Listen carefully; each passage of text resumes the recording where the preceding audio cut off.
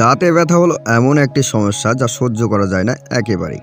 না খেয়ে বসে শান্তি, না শুয়ে শান্তি। অনেকে আছেন যারা ডাক্তারের কাছে যেতেও ভয় পান, তাই প্রাথমিকভাবে পেনকিলার খেয়ে ব্যথা সারানোর চেষ্টা করেন।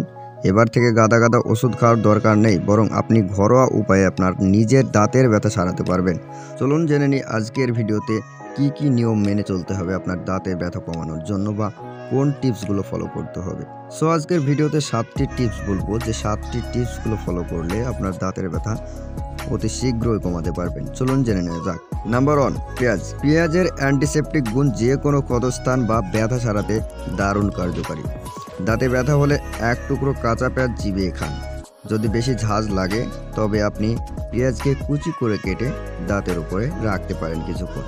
দাঁতের উপরে রাখলে দেখবেন কিছুক্ষণের মধ্যে আপনার ব্যথা কমতে থাকবে। নাম্বার 2, 1 গ্লাস উষ্ণ জলে বেশি করে নুন গলে নিয়ে কুলকুচি করতে থাকুন যতক্ষণ সম্ভব। যদি কোনো জীবাণুর কারণে দাঁতে ব্যথা হয়, সেক্ষেত্রে নুন জল ব্যথা কমিয়ে দেবে খুব সহজে। তাছাড়া দাঁতের গোড়ায় যদি কোনো খাবার আটকে থাকে, সেটাকেও বের করে দিতে সক্ষম নুন এবং গরম জল। এছাড়াও মাড়িতে রক্তচল ভালোভাবে প্রচালিত করে এই গরম জল এবং লবণ। নাম্বার 3, রসুনের পেস্ট তৈরি করে তা দাঁতের গোড়াতে লাগাতে থাকুন। একটু ঘেন্না বা অসহ্য লাগতেই পারে, কিন্তু এটা খুবই কার্যকরী। রসুনের মধ্যে রয়েছে অ্যান্টিব্যাকটেরিয়াল উপাদান, যা ব্যথা কমাতে দারুণ কার্যকর। একটি রসুনের কোয়া থেতলে নিন, এবার তাতে সামান্য নুন মেশান এবং সেই মিশ্রণটি ব্যথার জায়গাতে লাগান। দেখবেন কিছুক্ষণের মধ্যে আপনার ব্যথা গায়েব হয়ে গেছে। নাম্বার 4, পেয়ারা পাতা। পেয়ারা পাতায় এমন কিছু উপাদান আছে যা দাঁতের জন্য খুবই ভালো। পেয়ারা পাতায় আছে অ্যান্টি ইনফ্লেমেটরি উপাদান, অ্যান্টি মাইক্রোবিয়াল, অ্যান্টি অক্সিডেন্ট উপাদান। এমনকি দাঁতের নানা সমস্যা সমাধানেও পেয়ারা পাতা ব্যবহার করা হয়ে থাকে। এছাড়াও পেয়ারা পাতার রস দাঁতের জন্য খুব উপকারী। পেয়ারা পাতা ভালো করে ধুয়ে নিন এবং সেটাকে চিবোতে থাকুন, অথবা পেয়ারা পাতা গরম জলে ফুটিয়ে নিন, তারপর সেই জল দিয়ে কুলকুচি করুন। এতে থাকা অ্যান্টি ইনফ্লেমেটরি উপাদান ক্ষতস্থান সারিয়ে তোলে এবং অ্যান্টি মাইক্রোবিয়াল উপাদান মুখের ভেতরে থাকা রোগ জীবাণুকে নাশ করে। নাম্বার 5, লবঙ্গ তেল। লবঙ্গ তেল ব্যথা প্রশমিত করতে দারুণ কাজ করে এবং খুবই জনপ্রিয়। ব্যথায় কাবু করেছে যে দাঁত, সেখানে তুলোর সঙ্গে একটু লবণ মিশিয়ে নিন। এবার সেটাকে দাঁতের উপরে লাগিয়ে রাখুন, দেখবেন সঙ্গে সঙ্গে যন্ত্রণা কমে যাবে।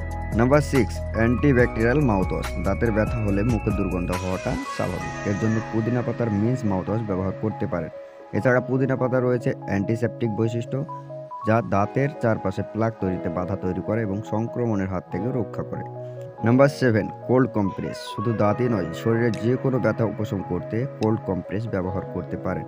বিশেষ করে যদি কোনো ধরনের আঘাত দাঁতের ব্যথার কারণে হয়ে থাকে, যখনই কোল্ড কম্প্রেস ব্যবহার করেছেন তখন ওই জায়গার রক্তনালীগুলিকে সংকুচিত করে আর তাতেই ব্যথা হতে বাধা প্রদান করে।